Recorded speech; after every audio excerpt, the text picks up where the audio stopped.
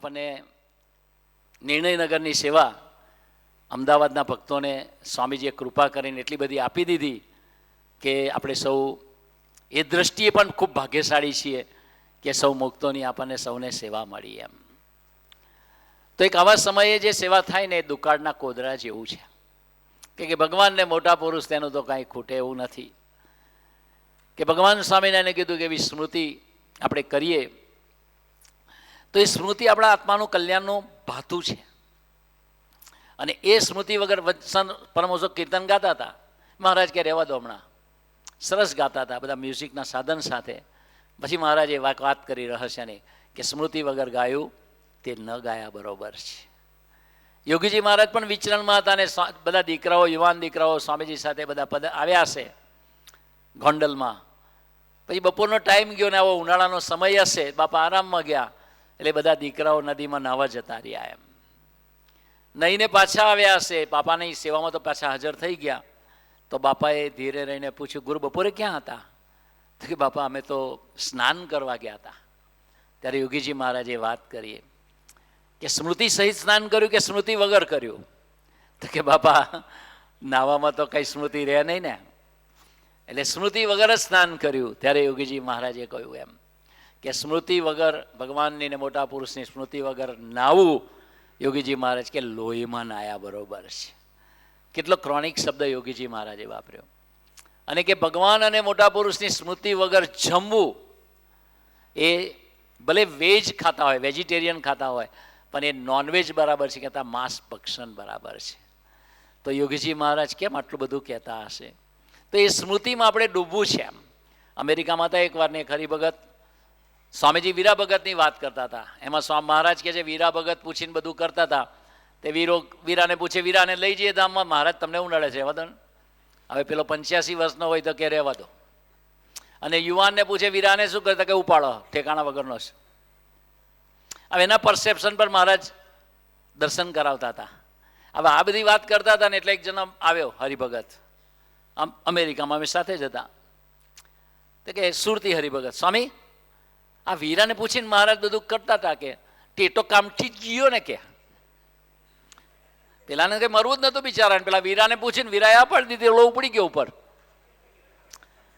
મહારાજે પ્રભુ સ્વામીજીને ડાયરેક્ટ આવું પૂછ્યું, પેલું તો કામથી જ ગયો ને એમ. એટલે એનું કહેવાનો મતલબ કે મહારાજ આ વીરા ભગતને પૂછે એ એને ગોઠતું નહીં હોય, બુદ્ધિ લાગે. સ્વામીજી સીધું પૂછ્યું, તું શું ખાઈને આવ્યો? તો કે સ્વામી સામેના ઘરેથી મગસ ખાઈને આવ્યો, 2 ટુકડા. સ્વામીજી પૂછ્યું, સંભારીને ખાયું તું? તો કે ના. સ્વામી કે ઉધાર મગસ અને સંભાર્યા વગર ખાધો, એ મગસના ગુણ તારી અંદર આવ્યા, એટલે તારી મોટા પુરુષમાં બુદ્ધિ લાગી.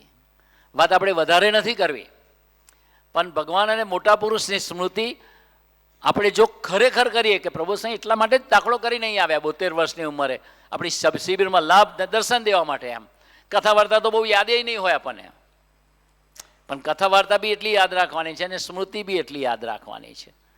તો અમે સાથે સાધુ થયા હતા, અમે સુરત સ્વામી. તો સુરત સ્વામી જ્યારે મૂંઝવણ આવી ત્યારે સુરત સ્વામી કીધું કે સ્વામીજી આ માર્ગે હું કેવી રીતે ચાલી શકીશ? ત્યારે સ્વામીજીએ કીધેલું, પોતાનો અંગૂઠો પગનો બતાવીને, મારા અંગૂઠાનું ધ્યાન કરજે, છેક અક્ષરધામ જતા સુધી કશી તકલીફ નહીં પડે. તો એક સ્મૃતિની વાત છે એમ.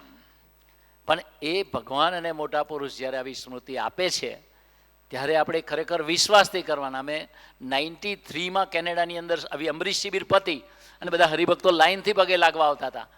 તો એક હરિભગતનું શરીર ડ્રોપ થતું હતું વજન. પછી સ્વામીજીને કીધું, સ્વામીજી કે કેમ સુકાઈ ગયા? તો કે સ્વામી ખબર નહીં, ડૉક્ટરને ખબર નથી પડતી. તો કે સ્વામી બહુ સુકાતું જાય છે. સ્વામી આમ થઈ ગયા હતા હરિભગત.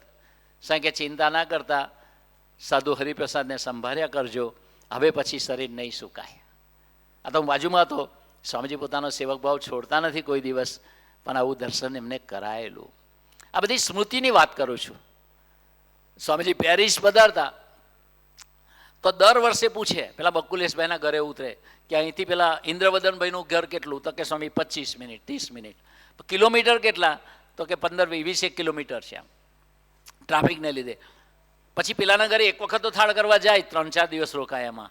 પછી ત્યાં જાય તો એ બકુલેશનું ઘર પૂછે કે અહીંથી બકુલેશનું ઘર કેટલું?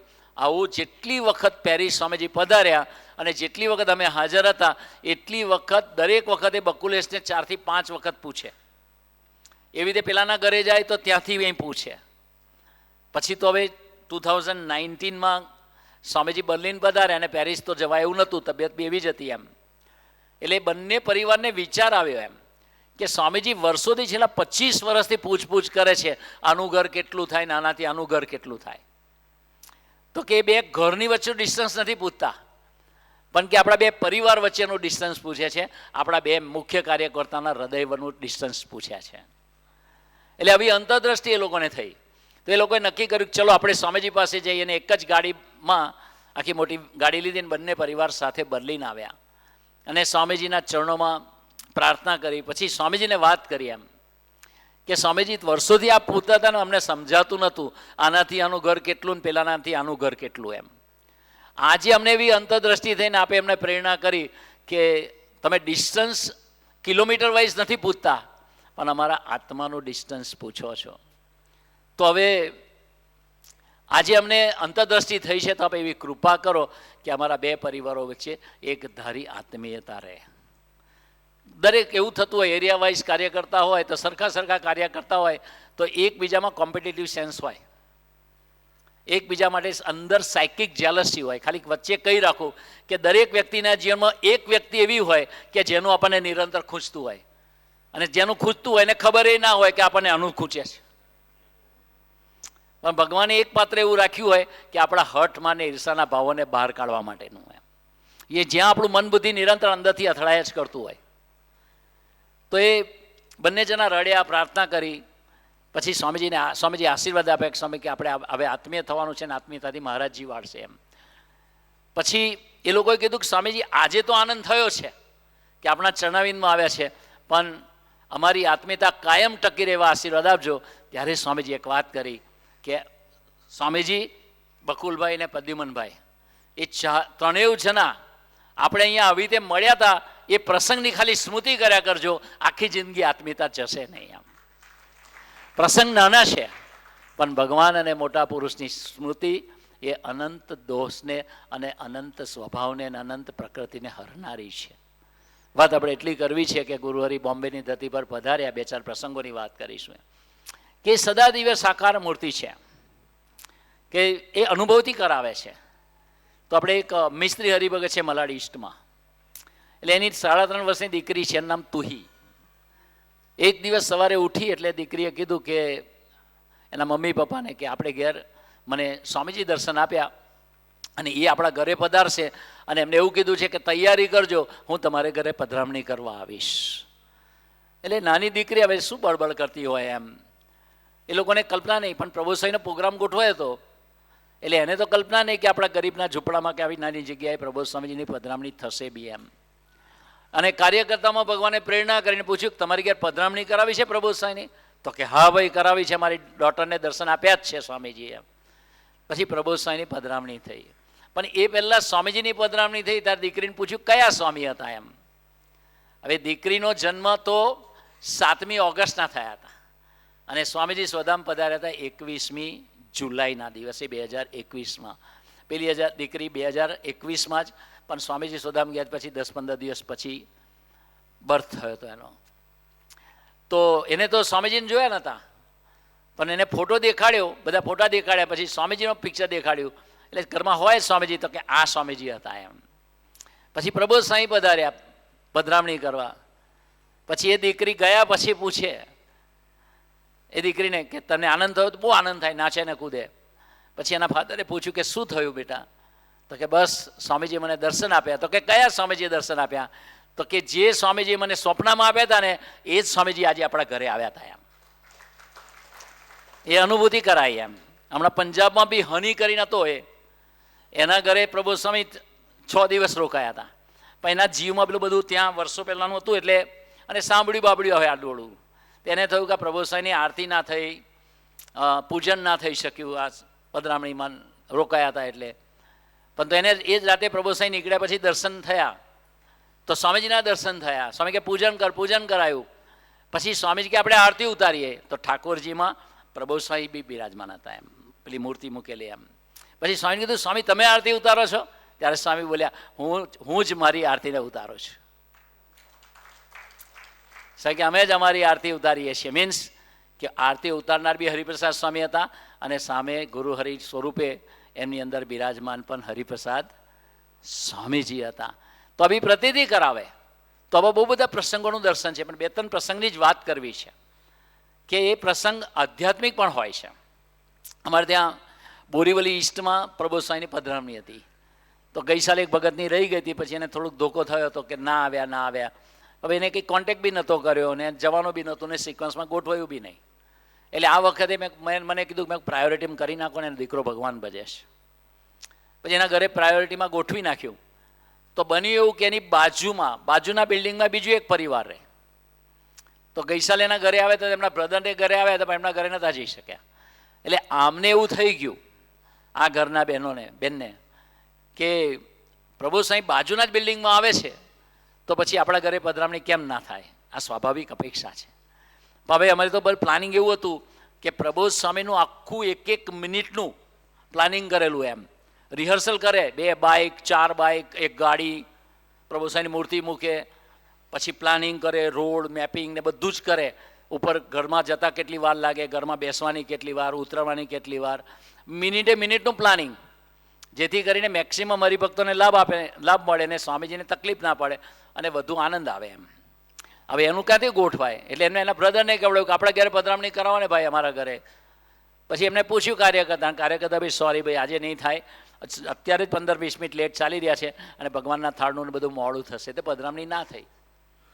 તો આ દુઃખી થઈ ગયા કે ભાઈ આપણે સત્સંગ કરવો નથી, આપણે સભામાં જવું નથી અને આપણે કંઠી પહેરવી નથી ને આપણે સેવા કરવી નથી. તો વ્યક્તિને જ્યારે પ્રસંગ બને ને ત્યારે ખોટું લાગે છે. તો નક્કી જ કરી નાખ્યું, સત્સંગ બી નથી કરવો, કંઠી બી નથી પહેરવી, સેવા બી નથી કરવી, ભજન બી નથી કરવું, સભામાં નથી જવું. તો રાતના ગુરુ હરિપ્રસાદ સ્વામી દર્શન આપ્યા. પછી એમને કહ્યું કે શું છે? તો કે જુઓ ને પ્રભુ સાંઈ બાજુમાં આવ્યા હતા ને અમારી ઘેર ના આવ્યા, એટલે અમે સત્સંગ નહીં કરવાની નક્કી કરી નાખ્યું છે. સ્વામીજી ગરમ થઈ ગયા એકદમ. હરિપ્રસાદ સ્વામી, સંકલ્પ નહીં કરવાનો, સત્સંગ છોડવાનો, કંઠી કાઢવાનો સંકલ્પ નહીં કરવાનો, આપણે સભામાં બેસવાનું, સભામાં જવાનું, સત્સંગ રાખવાનો. એ બાજુમાં સૂતા છે હસબન્ડ વાઈફ. તો હસબન્ડને પ્રભુ સાંઈ દર્શન આપ્યા એ જ ટાઈમે. આ તો ખબર ક્યાં પડી? બીજે દિવસે કવર આવ્યું ભેટનું. તો કે એમ લખેલું, દિવ્ય સ્વરૂપે ગુરુ હરિએ પધરામણી કરી તેની ભેટ. એટલે ખબર ના પડે કે આ દિવ્ય સ્વરૂપે શું પધરામણી કરે છે એમ. પછી આપણે તો બધું રિસર્ચ કરી એટલે ખબર પડી કે ભાઈ આ તો આવું થયું હતું એમ. તો એમના હસબન્ડને પ્રભુ સાંઈ દર્શન આપ્યા, એમના ઘરે પધરામણી કરી, પૂજન કર્યું, આનંદ કરાવ્યો પ્રભુ સાંઈ. અને એ જતા રહ્યા. પ્રભુ સાંઈ કે બસ શાંતિ થઈ ગઈ, કારણ કે એમને ખબર છે કે વાઈફનું રિએક્શન હસબન્ડને કેટલું આવે. પ્રસંગ તો બને જ ને, તો એ ચાલતું હોય એમ. તો હવે બંનેને એકી સાથે દર્શન થયા એટલે બેઉ એકબીજાને ઉથાડે છે કે ઉઠો. શું છે પણ? તો કે હવે કંઠી નહીં કાઢીએ. તો શું થયું પણ? તો કે મને સ્વામીજીએ દર્શન આપ્યા, પેલા કે મને પ્રભુ સાંઈ દર્શન આપ્યા. તો આ કે ભગવાન છે, એ દિવ્ય પુરુષ છે. એટલે એ પાત્રોને મનુષ્ય ભાવના જવા દીધા. એમનો નિશ્ચય ભગવાનને મોટા પુરુષે અખંડિત રાખ્યો. એવી રીતે કેટલાને એડવાન્સમાં દર્શન આપ્યા હતા. કોઈને 1.5 મહિના પહેલાં, કોઈને 3 મહિના પહેલાં, એક જણને 1.5 વર્ષ પહેલાં. એવી રીતે દર્શન આપીને કીધું હું તારી ઘેર આવીશ. અને એ જ પ્રમાણે પ્રભુ સાંઈનો પ્રોગ્રામ ગોઠવાય. એક જણને દર્શન આપ્યા 1.5 મહિના પહેલાં, તે સૂર્યમુખીનું ફૂલ સ્વામી પ્રભુ સાંઈના ઘરે પધારીને સૂંઘતા હતા એમ અને હસતા હતા. હવે એના ઘરે પધરામણી જ ગોઠવાઈ ગઈ. તો આખા વિરારમાં શોધ્યું તો સૂર્યમુખીનું ફૂલ જ ના મળ્યું પ્રભુ સાંઈને આપવા માટે. પછી ધૂન કરીને પ્રાર્થના કરી. હરિભગતના ઘરે ડેકોરેશન હતું ને એમાં જોયું એક, તો કે ભાઈ હવે આપી દો ડેકોરેશનમાં, તમને જે ખોટું લાગે બીજું ગુલાબ ચડાવી દો, પણ આ મને આપી દો. પણ એ સૂર્યમુખીનું ફૂલ આપ્યું. પ્રભુ સાહેબના ઘરે પધાર્યા અને જે સ્વપ્નમાં 1.5 મહિના પહેલાં જે દર્શન આપ્યા હતા, સૂર્યમુખીનું ફૂલ સૂંઘતા હોય અને મીઠું સ્માઇલ કરતા હોય, સેમ સ્માઇલ એના ઘરે આવીને આપ્યું. હવે આવા તો કેટલા બધાના પ્રસંગો છે એમ. પણ વાત કરવી છે કે એક જણને એને કીધું કાર્યકર્તાને કે ભાઈ મને 6 તારીખે 6 જાન્યુઆરીએ પ્રભુ સાંઈ દર્શન આપ્યા કે હું તમારે ઘેર આવું છું અને તૈયારી કરજો. વૈભવ એનું નામ. હવે એને ગઈ સાલ એવો પ્રસંગ બન્યો હતો, પ્રભુ સાંઈ જાતે જ કીધેલું એને કે પ્રભુ સાંઈ મને હાર્ટમાં પ્રોબ્લેમ થયો હતો અને ત્યારે પેલું સ્ટેન્ડ બેસાડવાનું ને ખર્ચાનું 2.5 લાખ રૂપિયા હતું, તો કે મારી પાસે પૈસા નહીં, તે કે હું તો તમને સંભાળીને ભજન કરતો. પ્રભુ સાંઈ પાછો એ પ્રસંગ કે છે, પ્રભુ સાંઈ બોલ્યા ના કરે, મરક મરક હસ્યા કરે એમ. તો કે હવે શું કરવાનું? તો કે હવે મારી પાસે પૈસા નહીં એટલે મેં તમને સંભાળીને ભજન કર્યું. તો મને કે મારા એક કોઈ મિત્ર હતા ને એને કહ્યું કે તું આ હોસ્પિટલમાં જા અને ત્યાં આગળ તું ડૉક્ટરને બતાવી દે, જે તારે કરાવવું હોય સર્જરી કે સ્ટેન્ડ બેસાડવા હોય તો બેસાડી દેજે એમ. તો એ તો કે હું ગયો કે ત્યાં, તો ત્યાં જઈને ડૉક્ટરને વાત કરી, ડૉક્ટરે એન્જિયોગ્રાફી કર્યું, પછી કીધું કે ના તમારે સ્ટેન્ડ બેસાડવું પડશે, બધું થઈ ગયું. કે પછી કે હું જ્યારે બિલ ચૂકવવા ગયો નીકળતી ઘડે ડિસ્ચાર્જ થતી, ડૉક્ટર તો પહેલાં પૈસા લઈ લે છે મોટા ભાગે, તો જ્યારે બિલ ચૂકવવા ગયો ને કે ભાઈ તમારું બિલ તો પેડ છે, એના એકાઉન્ટવાળાએ કીધું, પેલા હોસ્પિટલવાળાએ. તો કે કોણે પે કર્યું? તો એક બીજા ભાઈ હતા, એને કહેતા એના ફ્રેન્ડના બી ફ્રેન્ડ હતા જેને એને મોકલ્યો હતો એ, તો કે આ ભાઈએ કર્યું. તે પ્રભુ સાંઈ કે પ્રભુ સાંઈ તમારા જેવા જ હાઇટમાં હતા કે, તમારા જેવા જ બ્લેક હતા કે, અને તમારા જેવું જ ફેસ દેખાતું હતું કે, તે તમે તો નહોતા ને કે હું એને ઓળખતો નથી ને મારું 2.5 લાખ રૂપિયાનું બિલ કેમનું ચૂકવી દીધું એમ. તો પ્રભુ સાંઈ હશે. પછી પ્રૂફ શું આપ્યું? પછી પેલા ભાઈને કીધું કે થેન્ક યુ ભાઈ, તમે મારું બિલ ચૂકવી દીધું. ત્યારે એ પ્રભુ સ્વામીની સ્ટાઇલમાં પેલા ભાઈ બોલ્યા, હું તો નિમિત્ત માત્ર. એને પ્રતીતિ થઈ ગઈ કે ગુરુ હરિ પોતે જ પધાર્યા છે. તો આ વખતે પ્રભુ સાંઈ પધારવાના હતા, તો પ્રભુ સ્વામી 6મી જાન્યુઆરીના દર્શન આપ્યા કે અમે તમારા ઘરે આવીએ છીએ ને તૈયારી કરજો. એટલે એના કાર્યકર્તાને કીધું કે ભાઈ જો પ્રભુ સાંઈ આવે એટલે મારું ગોઠવજો ઘરે. ગઈ સાલ તો મારો સંકલ્પ હતો પણ ઘર જૂનું હતું, પોતાનું નહોતું, ભાડાનું હતું, પણ આ સાલ નવું લીધું છે તો અહીં પધરામણી કરો. તો કે સારું. એટલે કાર્યકર્તા માથા ના જોવાય, માથા ના કરતા બી થોડા પ્રેષિતભાઈ જેવા હોય. એટલે એને એવું કીધું કે ભાઈ ઓલરેડી દિવ્ય સ્વરૂપે પધરામણી થઈ ગયા, ફરી હું કામ કરાવીશ? તારા ઘરે 6મી જાન્યુઆરી આવી જ ગયા છે દિવ્ય સ્વરૂપે, તો હવે શું કામ કરાવી છે? તો કે થાય તો ગોઠવજો ભાઈ. હવે 25મી જાન્યુઆરી પ્રભુ સાંઈ ટ્રેનની અંદર વસઈ પધાર્યા. જનરલ પેલી ટ્રેન આવે ને બોમ્બેની લોકલ, એ બધું બહુ આનંદ કરાયો બધાને. જતા પેલા એમાં ગયા ફેરીમાં અને આવતા ટ્રેનમાં, એટલે બધાને આનંદ આનંદ, ગાડીઓ સાથે પેલા ફેરીમાં ચડાવી દીધેલું. એ બધું અલગ છે પ્રસંગ. પણ એને કીધું કે ભાઈ જો ગોઠવાય તો ગોઠવજો.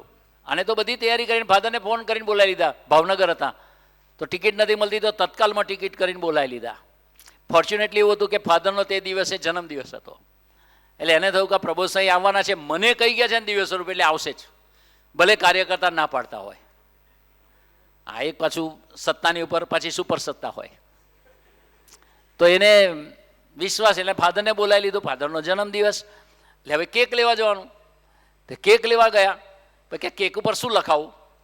કે હું ફાધરનું નામ લખીશ તો પ્રભુ સ્વામી કાપે નહીં, ફાધર પાસે કપાવડાવશે. પ્રભુ સ્વામી લખીશ તો ફાધર નહીં કાપે.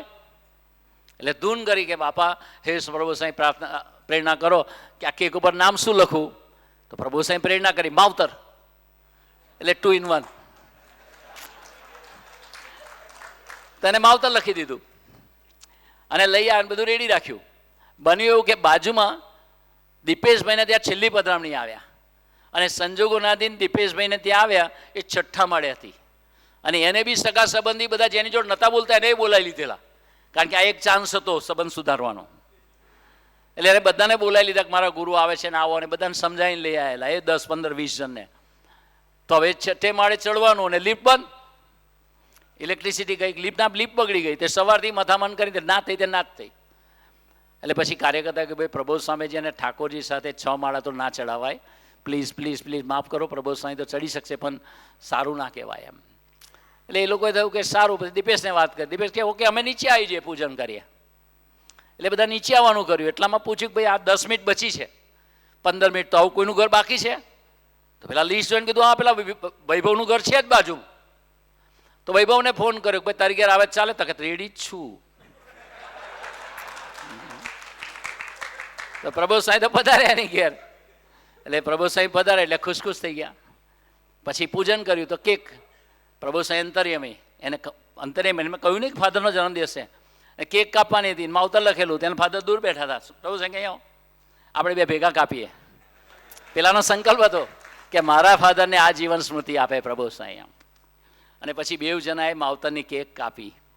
પણ આધ્યાત્મિક વાત કરું છું, પ્રસાદમાં ખજૂરની પેશીઓ હતી. આ તો દિવ્ય સ્વરૂપે કહી ગયેલા હું તારી ઘેર આવવાનો છું, છતાં એને તૈયારી કરીને એ પેશીઓ પર બધા દુર્ગુણો લખેતા. એ પ્રભુ સ્વામી એ લઈ અને એમાં પેલું બદામ મૂકેલું, પણ દાંતમાં તકલીફ એટલે બદામ પ્રભુ સ્વામી કાઢી નાખી ભગવાનને ધરાયા પછી. અને પછી એક પેશી લઈને એમને મોઢા મૂક્યું ત્યારે પેલો વૈભવ રડવા માંડ્યો. વૈભવને પૂછ્યું કેમ રડે છે તું આટલો? તો કે સ્વામી મને જે નડતી વૃત્તિ મેક્સિમમ હતી ને એ આળસ હતી, અને મારો સંકલ્પ હતો કે આળસ તમે મારું લઈ લો, તો આ આળસ લખેલું ખજૂર તમે ગ્રહણ કર્યું ને એટલે હવે મને પ્રભુ સાહેબ કે આળસ નહીં રાખવાની, તરીકે આશીર્વાદ આપજો એમ. અને એટલામાં તો દીપેશવાળા બધા મહેમાનો આવી ગયા અને બધાને પછી પ્રભુ સાહેબ આનંદ કરાયો એમ. તો ઓલાનો બી સંકલ્પ પૂરો કર્યો, આનો બી સંકલ્પ પૂરો કર્યો અને બંને પરિવારોને આનંદ કરાવી દીધું. આવા ઘણા બધા પ્રસંગો છે.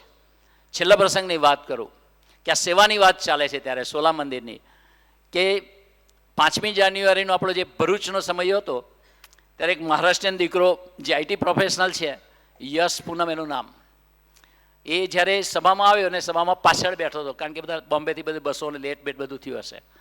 પણ જેવી પ્રબોધ સ્વામીના રથની એન્ટ્રી થઈ તો એટલું બધું દિવ્યતાને વાળું વાતાવરણ હતું, એટલે એને સંકલ્પ કરીને પ્રાર્થના કરી, પ્રભુ સાંઈ મારું અંદરનું એક મહત્વાકાંક્ષા ગણો કે જે ગણો તે મનથી, કે મને સંકલ્પ છે મારે જેપી મોર્ગનમાં જોબ કરવી છે, તો આપ મારો સંકલ્પ પૂરો કરજો. કારણ કે હું 2-2.5 મહિનાથી એપ્લાય કર્યું છે, ઓપનિંગ બી હતું પણ કોઈ જવાબ નથી આપતા, ઈમેલ નથી આપતા, મેં મારું સીવી ફોરવર્ડ કર્યું છે, બધું જ થયું છે પણ કોઈ જવાબ નથી આપતું. આપ કૃપા કરજો કે મારે તો જેપી મોર્ગનમાં જોબ કરવી છે. ખાલી આટલી પ્રાર્થના કરી, સમયો પતી ગયો અને સોમવારે ઘરે પહોંચ્યો. મંગળવારે જેપી મોર્ગનમાંથી ફોન આવ્યો કે ભાઈ, કારણ કે એને શું પ્રાર્થના કરી કે હે પ્રભુ સ્વામી મેં આટલું બધું પ્રયત્ન કર્યો છે તો કમસે કમ મારું ઇન્ટરવ્યૂ તમે એસાઇન કરાવી આપો, ઇન્ટરવ્યૂ ગોઠવી આપે ને બાકીનું હું જોઈ લઈશ. એને સંકલ્પ કર્યો કે બાકીનું તો હું સમજી લઈશ, અત્યારે મારું ઇન્ટરવ્યૂ કરાવો. એટલે ભાઈ જેપી મોર્ગનમાંથી ફોન આવ્યો મંગળવારે કે ભાઈ તમારું ઇન્ટરવ્યૂ લઈશું, પણ ઇન્ટરવ્યૂના 7 રાઉન્ડ થાય, કારણ કે 26 દીકરાઓ આપણા જેપી મોર્ગનમાં કામ કરે છે. એટલે એને ખબર છે પ્રોસિજર 7 ઇન્ટરવ્યૂ થાય, 7 એના એ થાય અને 7 રાઉન્ડ થાય. અને તે બી તો પાછું મહિનો કાઢ નાખે લોકો, આજે કરે ને અઠવાડિયા પછી બીજો કરે ને ત્રીજો કરે ને HR વાળો કરે ને પેલો કરે ને બધું ચાલુ હોય ટેકનિકલ ને બધું. એટલે ઓલાએ ફોન કર્યો કે તારું ઇન્ટરવ્યૂ લેવું છે તો તું ક્યારે રેડી છે? તો કે તમે કહો ત્યારે. નવરો જ હતો એમ, નવરો નહોતો, એ જોબ કરતો હતો, બીજે કરતો હતો, 16 લાખના પેકેજમાં કામ કરતો હતો, 15 કે 16 લાખમાં. તો એને કીધું તારું ઇન્ટરવ્યૂ થાય કે તમે કહો ત્યારે. પછી અડધો કલાક રહીને ફરી ફોન આવ્યો કે તારા 3 રાઉન્ડ લેવાના છે, એક જ દિવસમાં લઈશ ચાલશે? પેલો કે રેડી. એને બધી તૈયારી કરી, બધા મિત્રોને મળ્યા, આમ તેમ કરી અને એના 3 રાઉન્ડના ઇન્ટરવ્યૂ સેમ ડે થઈ ગયું. છેલ્લો ઇન્ટરવ્યૂ એનો કોડિંગનો હોય આઈટીમાં. એટલે હવે કોડિંગમાં ઇન્ટરવ્યૂ આપતા આપતા કોડિંગ લખતો હતો તો પેલા છેલ્લે સિનિયર HROએ કીધું કે ના ના તને આવડે છે, ચિંતા ના કરી, ડ્રોપ ઇટ, હવે આગળ તારે લખવાની જરૂર નથી, કે તું અમને કેન્ડિડેટ તરીકે ગમી ગયો છે, થઈ ગયું છે, અમે તને સિલેક્ટ કરીશું અને તને વર્કિંગ 3 દિવસની અંદર ઓફર આપીશું, કન્ફર્મેશન આપીશું ને બધું થઈ જશે એમ, કે પેલું સેલરી ડિસ્કશન ને બધું કરશું એમ. આ મંગળવારે થયું, પછી 3 દિવસ થયા, 4 દિવસ થયા, 5 દિવસ થયા, આ થયું છે 6મી 7મી તારીખના, 10 થયા, 11 થયા, 12 થયા, જવાબ જ ના આવે. તેને મન થયું કે આ શું થયું, આવે મને તો ઓફર આપવાના હતા લોકો અને હવે નથી આપતા. એમ કરતાં કરતાં 23 તારીખ આવી ગઈ. હવે 23 તારીખે આવી એટલે 25 તારીખના પ્રબોધ સ્વામીજીનો એક યુવા મહોત્સવ બોરીવલીમાં 12,000 યુવકોનો હતો એમ. અને ત્યાં પ્રબોધ સ્વામી પાછી એન્ટ્રી થઈ અને ત્યાં એને સંકલ્પ ઉઠ્યો કે કંઈક ને કંઈક કારણ છે, હે પ્રબોધ સ્વામી તમને મેં 5મી જાન્યુઆરી પ્રાર્થના કરી હતી કે તમે કમસે કમ મારા ઇન્ટરવ્યૂ એસાઇન કરાવી આપો, એ તો મારો સંકલ્પ પૂરો કર્યો એમ. પણ કે આ 20 દિવસ થયા, 18 દિવસ થયા, છતાં આ લોકો જવાબ નથી આપતા, તેનું કારણ મને તમે સમજાવો. જેમણે વાત કરી ને બ્રહ્મવિહારી સ્વામી, ગુરુ હરિ સ્વામીજીએ પણ વાત કરી કે સ્વાધ્યાય કરીશું અને ભજન કરીશું તો ભગવાન આપણા આત્માનો જેવો છે તેવા દોષનું દર્શન કરાવશે એમ. તો કે પ્રાર્થના કરી કે પ્રભુ સ્વામી હું મારા હોહાટામાં રહ્યો. મેં તમને એવી પ્રાર્થના કરી કે તમે મને ઇન્ટરવ્યૂ અસાઇન કરવાનો, બાકીનું હું જોઈ લઈશ. અને તમે તો હોમાંથી તુંમાં લઈ જવાવાળા પુરુષ છો. તમારો સંકલ્પ તો હોમાં રાચવા દેવાનો નથી. તો હે પ્રભુ સ્વામી હું તો કશું નહીં કરી શકું. ઇન્ટરવ્યૂ તો તમે અસાઇન કરાવ્યું ને, હવે જોબ બી હું કોઈ દિવસ ના બોલું કે હું જોઈ લઈશ. આપ કૃપા કરીને મને કરાવો તો જ થશે. એ સંકલ્પ બી એના રથના પ્રોસેસન દરમિયાન જ એને કર્યો અને પ્રાર્થના કરી. અને શનિવારે આ સમય હતો, રવિવાર છોડીને સોમવારે સવારે ફોન આવી ગયો JP મોર્ગનમાંથી. એના પહેલાં એવો ફોન આવ્યો હતો શુક્રવારે કે તારી પોઝિશન અમે બીજાને આપી દીધી છે, એટલે તું હવે વિચાર ના કરીશ, એટલે તારે મને માડી જ વાળવાનું છે, ફરી ચાન્સ થશે તો જોઈશું એમ. એને થયું આ શું થઈ ગયું, ક્યાં છે ક્યાં હો ગયા. તો એ તો પછી અને પ્રાર્થના કરી પ્રભુ સાહેબ જોબ છેક મોડામાં કોળીઓ આવીને લઈ લીધી તમે એમ. એને પ્રાર્થના કરી એને અંતરદર્શી થઈ કે અમે મારા હોહાટામાં રાખ્યો ને એટલે મારી જોબ ના થઈ એમ. અને દિલથી પ્રાર્થના કરી તો સોમવારે ફરી ફોન આવ્યો કે ભાઈ સેમ પોઝિશન પર તને જોબ આપીએ છીએ, પ્લસ તારી એક્સપેક્ટેશન 16 લાખથી વધારે હતી, 18 ને 19ની હતી. તો 18 બી નહીં, 19 બી નહીં, 20 બી નહીં, 21 બી નહીં, અને તને 22 લાખનો પેકેજ આપીએ છીએ. ઉપરથી 2 લાખ જોઈનિંગ બોનસ, બીજા 2 લાખ જોઈનિંગ લાખ, 16 થી સીધી 24 લાખની જોબ એને મળી ગઈ, ખાલી પ્રભુ સ્વામીજીના રથમાં પ્રાર્થના કરવાથી. આપણે ખુશ થઈ જઈએ કે વાહ, આપણે બી આવો સંકલ્પ કરીને પ્રાર્થના કરીએ અને જતી રહે તો એટલા માટે જ સ્વામીજી કીધું હતું. અમે અમેરિકામાં કેનેડામાં 1 વર્ષે ફર્યા હતા, ટાઈમ નથી વાત કરીશ. તે 92નો સમય ગયો, પછી 93ની વાત છે. હા, પછી 94, એટલે 94ના સમયે પછી અમે ગયા હતા. તો બધા જ્યાં જઈએ ત્યાં આઈસ્ક્રીમ ખવડાવે. તે પહેલાં તો કહીએ ને તો કોઈ આવતું નહોતું, હવે તો સામેથી આવે કે હું આવું, ગાડી ભરાઈ ગઈ, પછી બીજી ગાડી લેવી પડી. પણ જ્યાં જાય ત્યાં આઈસ્ક્રીમ. અરે હું કંટાળે યાર, કેટલો આઈસ્ક્રીમ ખવડા કરો. તો કે સ્વામીજી આદેશ કર્યો છે કે મેં કહું આટલો બધો આઈસ્ક્રીમ દર વખત ને દરેકના ઘરે, તો કે જેની જોબ જાય ને એને આઈસ્ક્રીમ ખવડાવવાનું. તો એમ કરતાં 44 ઘરે મેં આઈસ્ક્રીમ ખાધો, 44 ઘરે. એટલે પછી આનંદ કરે, રોજ ગોષ્ઠી કરે, મહિમાની વાતો કરે, નિષ્ઠાની વાત કરે કે ભાઈ જોબ તો ગઈ પણ ભગવાન તો છે ને. તો વચ્ચે વાત કરી દો કે અમારો પેલો મંગેશકરનો દીકરો છે, એની બંને કિડની ફેલ થઈ 24 વર્ષની ઉંમરે. એનો લાંબો ઇતિહાસ છે. પ્રભુ સ્વામી પધાર્યા ગઈ સાલ, તો ગઈ સાલ આ જ હતું સેવાનું. તો મંગેશ કે સ્વામીજી શું એમ, તો નિષ્કામભાઈને બ્રીફ કર્યું. સ્વામીજીને કીધું કે સ્વામી આ બહુ ભણવામાં શાર્પ હતો, પણ બહુ બધી પેરાસિટામોલ ખાધી ને એટલે બંને કિડની ફેલ થઈ. પછી કિડની ટ્રાન્સપ્લાન્ટ થઈ, એમાં કિડની એ પણ ફેલ થઈ ગઈ, અને 24 જ વર્ષનો દીકરો છે. તો હવે આશીર્વાદ આપજો કે એને કિડની મળે. પેલા દીકરાએ વાત કરી, પ્રભુ સ્વામી કિડની મળે કે ના મળે, મને તો મારા ગુરુ પ્રભુ સ્વામી મળ્યા છે. પ્રભુ સ્વામીની આંખમાં આંસુ આવી ગયા એમ. એ જોબ ગઈ તે 44 જણા. એટલે પછી મેં કહ્યું ચાલો આપણે એક એસોસિએશન બનાવીએ. તો કે શું, કે જોબલેસ એસોસિએશન. કારણ કે જ્યાં જાય તો 44 સાથે આવે, એટલે 9 ગાડી તો પાકી.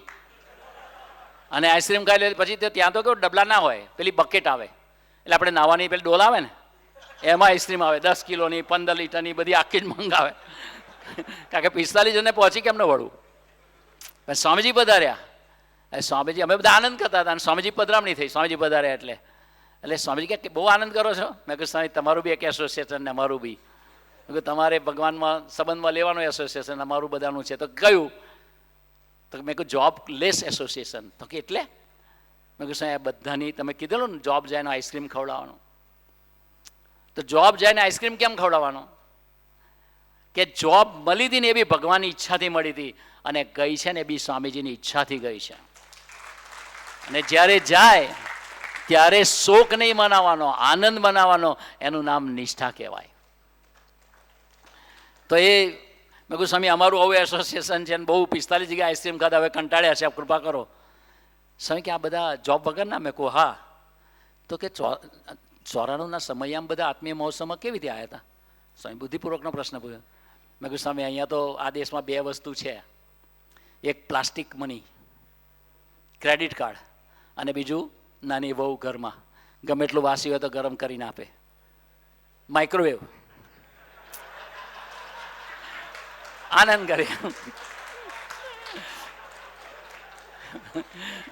સ્વામીજી કે ક્રેડિટ કાર્ડ ઘસીને આવ્યા એટલે મને કે એટલે મેં કહું સ્વામી આ ઉધાર ટિકિટ લઈને આવ્યા. સ્વામી કે બધા જોબ નથી છતાં ક્રેડિટ કાર્ડથી આવ્યા. સ્વામી કે જાઓ તારે બધાને મા બાપા જોબ અપાઈ દેશે, જાઓ બધા નિષ્ઠા છે. 1 મહિના પછી અમે પાછું ગયા ને તો અમે એક જ અમારી જોડે ફરવા વાળો ના આવ્યો. બોલો, બધા જ કહે છે અમારી જોબ છે, અમારી જોબ છે, અમારી જોબ છે. પણ આ બધી વાત એટલા માટે કરું છું કે આપણા બધા વ્યવહાર બી ભગવાનની ઈચ્છાથી જ થાય છે, એની કૃપાથી જ થાય છે, અને ધાર્યું એનું થાય છે, અને આપણને એના બળે જીવડાવવા છે. એટલે આપણે વાત એટલી કરવી હતી કે આ બ્રહ્મબિહારી સ્વામીજી વાત કરી એમ કે સેવાની વાત, કે ભાઈ આ સોલાની સેવા છે. તો ખાનગી વાત કહી દઉં કે આ તો હજુ આપણે સોલાની સેવામાં જ અવાત્યા કરીએ છીએ કે ભાઈ કોઈને કોઈ એસી આપો ને કોઈને કોઈ આ આપો ને કોઈને કઈ આપો, રાઈટ. પણ વિચારો બુદ્ધિથી કે આ પુરુષો કોણ છે? કે પુરુષોત્તમ નારાયણ ધરતી પર આવે ને સ્વામિનારાયણ ભગવાન, ત્યારે તો છેક છપૈયામાં પ્રગટ્યા હતા અને અતિશય ગરીબાઈ હતી ત્યાં પણ. જ્યારે મહારાજ ગઢડાની ધરતી પર આવ્યા ત્યાર પછી એને બધું કાર્ય શરૂ કર્યું ત્યારે કેવા દેશકાળ હતા, ભયંકર દેશકાળ હતા. કે આ અમદાવાદનું કાળુપુર મંદિર બનતું હતું ત્યારે ભગવાન સ્વામિનારાયણ સંકલ્પ છે, પ્રાર્થના એટલે આ બધા પ્રસંગો છે એમ કે મહારાજે જ્યારે ગઢડાનું મંદિર સ્ટાર્ટ કર્યું ત્યારે કોઈ રૂપિયો જ નહોતો મળતો. એટલે મહારાજે પેલા વાળંદ કે એ હોય ને એની પાસે સાત પડાવે ગામમાં, કે મહારાજે સાત પડાવ્યો ગઢડા ને બધે આજુબાજુના ગામડામાં કે ભાઈ એક શેર બી પથ્થર, પૈસા નહીં, એક શેરનો પથ્થર બી, કારણ કે પથ્થર બી નદીના કિનારેથી તોડીને લાવવાના પડે. આ જમાનામાં અત્યારના જમાનામાં ક્વારી છે ને એવી ક્વારીઓ નથી એ વખતના જમાનામાં. તો કે એક શેરનો પથ્થર આવે ને એને એક પેઢીનું કલ્યાણ કરશું. આવો સાથ પડાયો મહારાજે. એક મોમેડીને અહેમદ કરીને છોકરો હતો 21-22 વર્ષનો, એને આ સાંભળ્યું સ્વામિનારાયણ ભગવાને સાથ પડાયો એટલે એને વિચાર્યો કે યાર હું બી કંઈક લઈ આવું, ને નદીમાં જઈને એને મહેનત કરી અને એક પથ્થરો તોડીને લાવ્યો. ભાઈ મહારાજ જ્યાં બેઠા હતા ને ત્યાં મહારાજે કમાન બંધાયેલી, તે જમાનામાં પેલી આવે ને લાકડું હોય ને બે બાજુ પેલી દોરીથી પેલા એવું હોય ને કાટલા તો હતા જ નહીં, એટલે શેરનો પથ્થર, બે શેરનો પથ્થર, એવું મણનો પથ્થર, એવું બધું હોય, પથરાની જ કેલ્ક્યુલેશનમાં ચાલતું હતું કામ. એ મહારાજ ત્યાં ગઢડા મંદિરના પાયા આગળ જ બેઠા હતા અને પેલો અહેમદ પથ્થર લઈને આવ્યો અને મહારાજને કીધું કે લો મહારાજ પથ્થર. મહારાજ કે વજન કર, તો 21 શેર થયું. પેલા છોકરાએ પૂછ્યું કે મહારાજ મારી કેટલી પેઢીનું કલ્યાણ કરશો? મહારાજ કે કેટલા શેરનો છે? તો કે 21. તો હિસાબ સીધો છે, 21 પેઢીનું થશે. હવે પથ્થરની હાટે 21 પેઢીનું કલ્યાણ એટલે સમજો કે 2000 પાછલા વર્ષોમાં જેટલા આપણા પૂર્વજો થયા ને એ બધા જ્યાં રખડતા હોય ને એના આત્માને મહારાજ પોતાની યોગમાં રાખે અને અક્ષરધામ બક્ષિસ આપતા હોય, એ ભગવાનની કરુણા કેટલી હશે. તો ગુણાદિયાન સ્વામીના વખતમાં દેશકાળ હતા કે પથ્થરથી પથ્થર તોડતા હતા, હથોડી નથી. જુનાગઢનું મંદિર વખતે હથોડી નહીં. કેમ? તો તો એનું રહસ્ય સમજાયું છે. તે ગુણાત્યાંશને જમવું હતું, તો ગુણાત્યાંશે કે પેલા ઘરેથી, પેલા ભગતના ઘરેથી લોટ લે આવો, આપણે રોટલો ને મરચું જમી લઈએ. તે એક દિવસ તો મંગાવ્યું, બીજે દિવસે પૂછ્યું ગુણાત્યાંશે કે પેલાના ઘરેથી જ મંગાવો. એટલે હવે સુખી હરિભક્ત હોય, થોડા સાનુકૂળતા હોય કે સ્વામી હવે એકના એક ઘરે શું વધારે ભીડો આપો છે એમ. ત્યારે ગુણાત્યાનંદ સ્વામીને કીધું કે સ્વામી એ તો બહુ આર્થિક રીતે ગરીબ છે, દેશકાળ છે, હવે એના બદલે બીજા કોઈને કહીએ તો વધારે સારું એમ.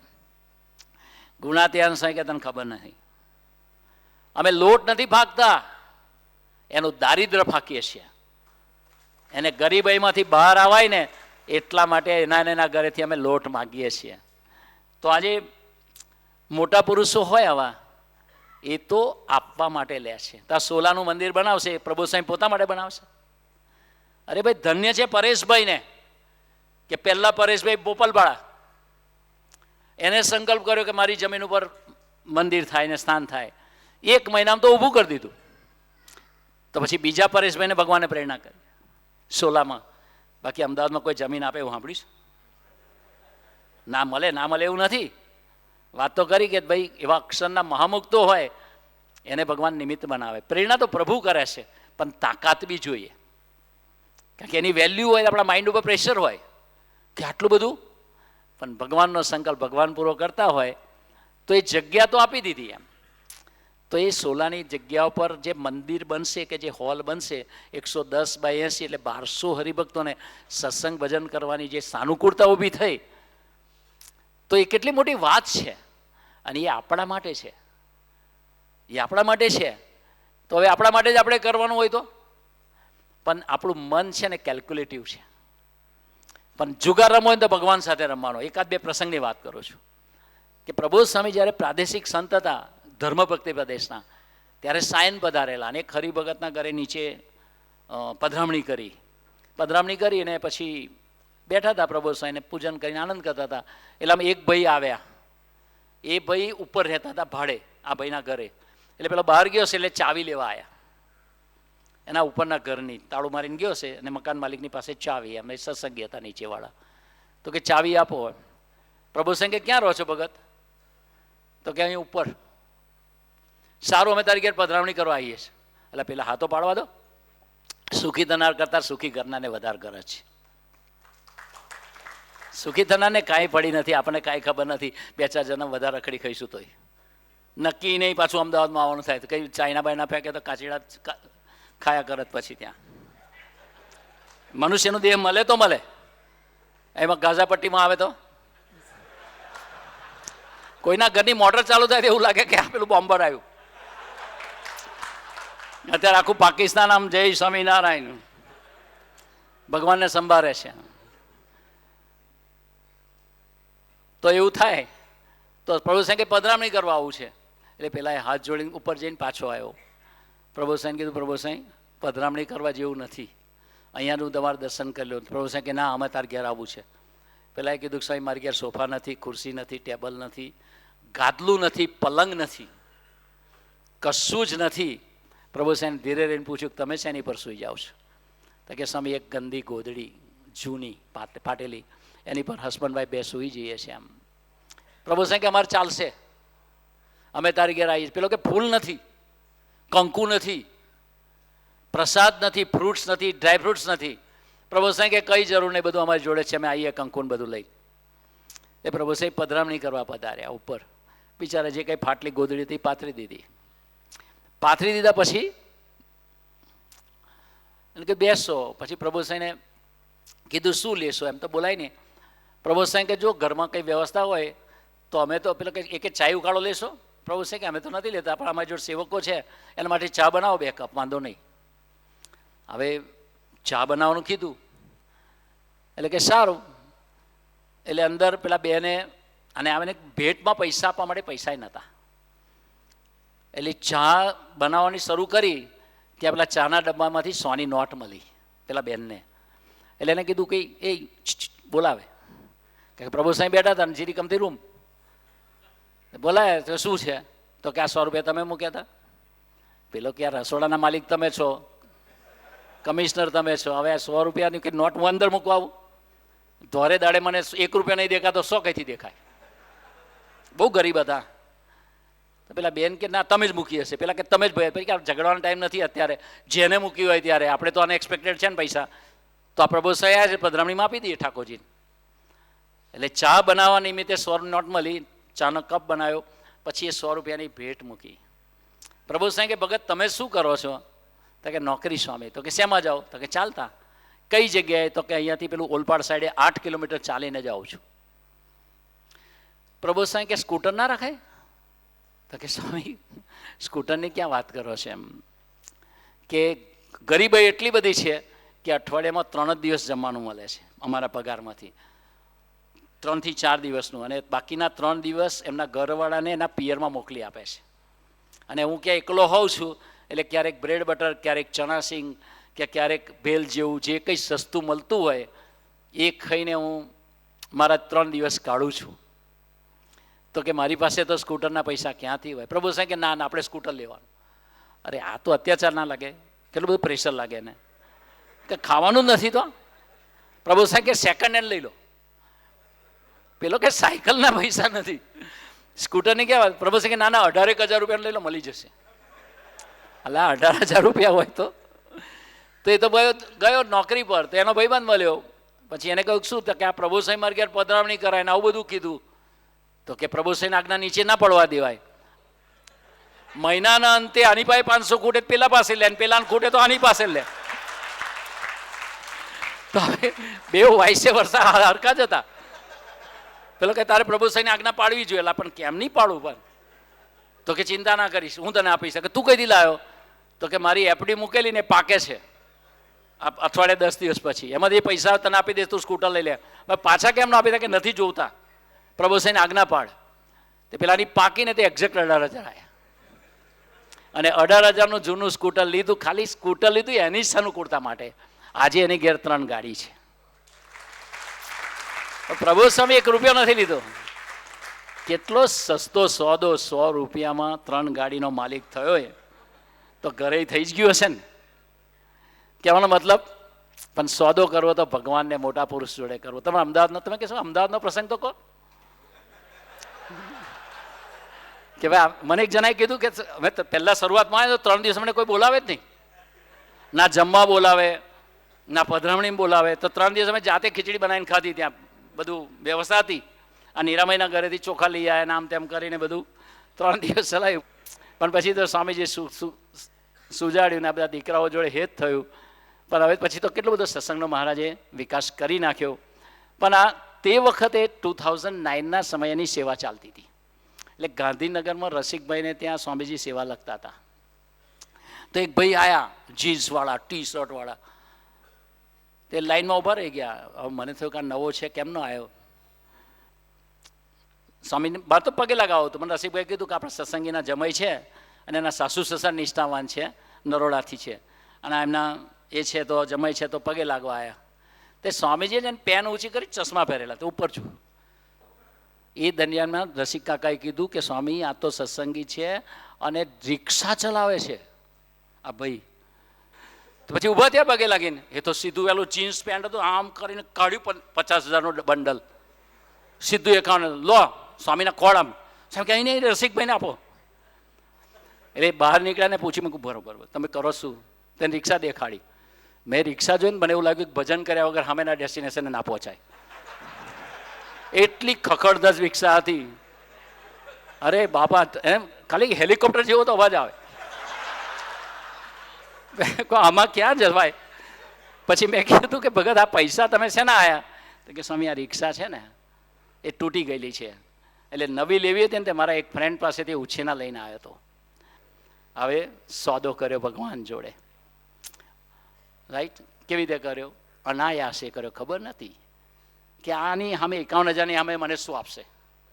ને સાંજે હસબન્ડભાઈ બે ફરવા નીકળ્યા, આંટો મારવા. કારણ કે પૈસા તો હતા નહીં, ક્યાં ચાલતા જ જવાનું હતું.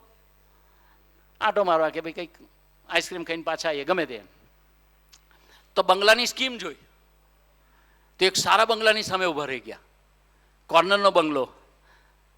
તો જગદીશભાઈને લાગ્યું કે ઓ બંગલો તો બહુ સરસ છે. એમના ઘરવાળા કે ચાલો ને હવે, વો દિન કહા કે મિયા કે પાવ મેં જૂતી. ખોટું જીવ બાળવો બંગલા જોઈને, આપણું ઠેકાણ નહીં, આપણે રિક્ષા રિપેર કરાવીએ. હવે એ તો 1 રૂમ કિચનમાં ભાડે રહે 1200 રૂપિયામાં, 1200 કે 1000 રૂપિયામાં રહેતા હતા ત્યારે. તો કે આપણે શું લઈને આપણે જોઈને વિચાર કરવાનો? તો કે ચાલો તાર ઘરે ગયા. ઘરે ગઈને સૂઈ ગયા. 12, 12:30 થયા તેના ભાઈબંધનો ફોન આવ્યો કે ભાઈ આવો ને અહીંયા ગાડી. તો કે મારે અર્જન્ટ કામ છે. તો કે બીમાર છે? તો કે આ હમણાં. તે ભાઈ ગયા પોતે એકલા. તો કે શું છે? તો કે લે આ લઈ જા. પણ શું છે? તો પૈસાનું બંડલ હતું. કેટલાનું ખબર? 25. કેટલા? 25 રૂપિયા. કેટલા? એની પર 5 મીંડા. સમજ્યા તમે? 25 લાખ. ત્યાંને શું કરું? તો કે લઈ જા, તારે જે કરવું એ કરજે. તો કે ભાઈ મારે આપવાના ને, હું વેચી જઉં તો ના થાય, મારે ના જોઈએ આરામના પૈસા. અને કે મારા કરતાં તો મારા ઘરના વધારે કડક છે, નહીં ફાવે, નહીં જોઈએ ભાઈ, મારા સોગન લઈ જ જવાના છે. તારે કે શું કરું? તો કે ધંધો કર, ઘર લે, જે કરવું હોય તે કર. તે 25 લઈને ઘરે આવ્યા, એમના ઘરવાળાને આપ્યા. તો કે આ શું છે? તો કે પૈસા. તો કે કેટલા? તો કે 25. તો કે એને ક્યાં મૂકવાના? ઘરમાં કબાટ તો હોવું જોઈએ ને, કે પોટલું વાળીને ઘરમાં નાખી દીધું હોય તો કે આપી આવો, હવે હરામના પૈસા આપણા ઘરમાં ના જોઈએ. તો એ તો પૈસા લઈને પાછા ગયા પેલાને આપવા. પેલો કે કેમ પાછો આવ્યો? તો કે પાછા આપવા, મારા ઘરનાએ ના પાડી. તો કે હવે પેનલ્ટી, તો કે હવે બીજા 25 લઈ જા. તો કે હવે જો લઈને ઘરના બધાના સોગન ખવડાય. તો કે તું લાયો ક્યાંથી? તો કે મને દલાલી મળી છે, એક સોદો થયો હતો એમાં. તો કે હજુ બીજા એટલા છે. તો કે આ તો તારે લઈ જ જવા પડશે. તો કે શું કહેતા કે જે કરવું હોય તે કરને, જ્યારે આપવા હોય ત્યારે આપજે, કોઈ બંધન નહીં, કોઈ લખાણ નહીં. તે 50 લઈને ઘરે આવ્યા તો જે પેલું મકાન જોયું હતું એની કિંમત 35 લાખની હતી. એ મકાન એમને સોદો કર્યો અને બાકીના પૈસા 15 લાખમાં એમને ધંધો ચાલુ કર્યો. આજે 150થી વધારે ગાડીઓ છે એમની પાસે. સોદો કેવો છે કે 51,000 રૂપિયા પણ ક્યાંથી ક્યાં સોદો કર્યો. પછી અમારે આવવા જવાનું થયું તો પેલા છોકરાઓ ના મને કે હવે મકાન વેચી દેવું છે. મેં કહ્યું કેમ? મેં સ્વામીજીને પૂછીને વેચવાનું કે તમને સ્વામીજીના સંકલ્પે મળ્યું છે. તો સ્વામીજી વધારે સ્વામીને પૂછ્યું આ મકાન વેચી દેવાનું કહે છે. સ્વામી કે કેમ? તો કે ઘરમાં છોકરાઓ નાના છે, 2 બાળકો હતા, દીકરો ને દીકરી. તો કે અંદર ઘરમાં પાછળ બાજુમાં પેલું પ્લોટ ખાલી છે ને, એમાં બંજર જમીન છે, એમાંથી વીછીને સાપ આવે છે અને ઘર સુધી આવે છે. તો આ છોકરાઓને કરડે એના કરતાં હું આ વેચીને એપાર્ટમેન્ટમાં જતો રહું એમ. સ્વામી કે ના ના ના ના. મને કે મેં કહું સ્વામી પણ સાપને વીછી આવે? સ્વામી કે તારા બાપનું શું જાય છે? અરે મેં કહું મારા બાપના દીકરાનું જાય છે. એટલે છોકરાઓને કરડે તો સ્વામી કે ભલે નીકળતા. પછી એક વાક્ય બોલ્યા, સાપને ને વીછીને જેટલું નીકળવું હોય નીકળે, આપણા છોકરાઓ નહીં કરડે. એ મકાન સ્વામીજીએ વેચવા ના દીધું. આજે એ મકાનની કિંમત, હું હમણાં લાસ્ટ ગયો હતો ત્યારે 6.5 કરોડ રૂપિયામાં ઓફર છે. 51,000થી 6.5 કરોડ. સોદો સસ્તો છે કે મોંઘો? પણ આપણે એ રીતે ભગવાનને મોટા પુરુષ જોડે સોદો નથી કરવો. આપણે વાત એટલી જ કરવી છે કે આપણે કલ્યાણ બી જોઈએ છે અને મોટા પુરુષની રાજીપાનું પાત્ર બી બનવું છે. 1-2 પ્રસંગની વાત કરું છું કે મંડળ કે સેન્ટર તો નિમિત્ત છે. આપણા આત્મામાં રહેલી લોભની વૃત્તિને ભગવાન ઇવોલ્વ કરીને બહાર કાઢવા માગે છે. આપણા જીવમાં લોભથી પર, પૈસાથી પર એવી ભગવાન સાથેની આત્મીયતા દ્રઢ કરાવવા માગે છે. અમે એક વખત કેનેડામાં હતા તો કેનેડાની અંદર આ પ્રભુ સ્વામીજીએ ગુરુભક્તિ મહોત્સવ ઉજવ્યો હતો કેનેડામાં. તો પ્રસંગો તો બહુ બધા છે, પ્રારબ્ધો ટાળ્યાના બી છે. અમારા ગુરુ સત્સંગમાં લાવ્યા અને કીધું કે સ્વામીજી કે તું પધરામણી કરાવ તારી ઘેર, તાર બનાવીને ઘેર લઈ જા. તો કે સ્વામી બહુ ડેન્જર માણસ છે, તમારે જે જોતું આપી દેશે એને ઘેર ના લઈ જવાય. સ્વામી કે ના મારે જવું છે, તને સમજણ ના પડે.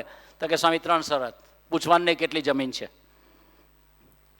બીજું કેટલું પાક્યું છે પૂછવાનું નહીં, શું પાક્યું છે પૂછવાનું નહીં, અને ત્રીજું માગવાનું નહીં. સ્વામી કે ના ના તાર બાપો માગવું એવું લાગે તને સાધુ હરી પાસે? તે લઈ ગયા ને પૂછ્યું કેમ છો કુમાર, એમના બનેવી થાય. તો કે સારું સ્વામી. સ્વામી કે જમીન કેટલી? મેં કહું મર્યા. એટલે ડૉક્ટર છે ને એની પાછળ જતા રહ્યા પેલા એના બનેવીની. અને સ્વામીને કે હું હવે આગળ નહીં પૂછતા. સ્વામી કે શું બનાવ્યું છે, શું પાક્યું છે? તો કે બધું પાક્યું છે, ઘઉં છે, ચોખા છે, બોલો ને તમારું શું કામ છે? હવે રફ માણસ કે સારું. કે સ્વામી કે કેટલી ડાંગર પાકી છે? તો કે બધી બહુ પાકી, તમારે શું છે? તો કે સારું 10 ક્વિન્ટલ આપો ને. હવે 10 ક્વિન્ટલ મગાઈ સીધું પહેલી જ વાર. એટલે સ્વામી કે મારે આપવું નથી એમ. પછી સ્વામી કોમ્પ્રોમાઇઝ કરતા 5 ક્વિન્ટલ, 3, 2, 1. છેલ્લે કીધું કે અડધો ક્વિન્ટલ આપો, 2 મણ આપો. પેલાએ એકદમ કહી દીધું 1 કિલો બી નહીં, 1 દાણો બી નહીં. સ્વામી કે સારું તમે જઈએ. તો કે મેં કોને રોક્યા, જાઓ. સ્વામીજી નીકળી ગયા એટલે પેલા સ્વામીજીનો પાછો બીજો ઇન્ટરવ્યૂ પેલા ભાઈ લીધો, તમને ના પાડી હતી ને, આ બધું પૂછવાનું નહીં, આ બધું આ તે, તમે એને ઘેર ગયા ને આ તે બધું. સ્વામી કે હવે સારું કે ના, કે મને કહો તમે કે તમે ના પાડી હતી ને એની ઘેર આટલું બધું કેમ માગ્યું ને આ બધું શું કર્યું? મને ખબર છે આ ડેન્જર માણસ છે, તમે કીધું એટલું તો હું આપી દેત. સ્વામી કે તને દેખાઈશ? તો કે ના, 6 મહિના પછી તારા બેન અને બનેવીને ઝઘડો થવાનો છે, એમાં તારા બનેવી તારી બેનને મારી નાખવાના છે. એ પ્રારબ્ધથી રક્ષા કરવા માટે માગતો હતો. પછી તો રડ્યા, પણ થયું તો એવું જ. અને બંને ભાણિયાઓને મોટા કર્યા. આજે એમની પાસે 300-400 એકર જમીન છે એ લોકો પાસે, પણ મર્ડર થઈ ગયું તે થઈ જ ગયું. કહેવાનો મતલબ ભગવાનને મોટા પુરુષને બધું દેખાય છે, પણ આપણે નિષ્ઠા તો પ્રારબ્ધ ટાળ્યું. બીજા એક હરિભગત, આપણે ગુરુ ભક્તિ મહોત્સવ હતો કેનેડામાં ગઈ સાલ. તો પ્રભુ સ્વામીજી એનો છેડા ભેગા થયા જ નહોતા.